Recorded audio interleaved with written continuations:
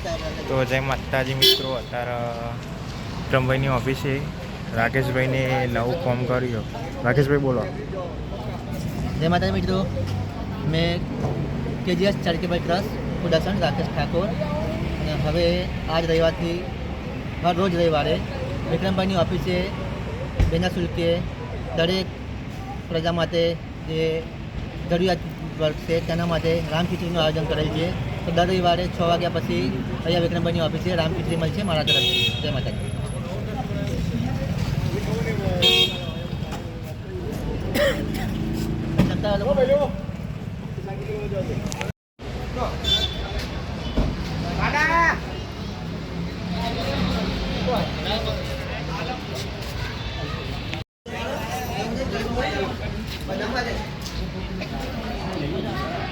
તો છોકરા કેવું લાગ્યું?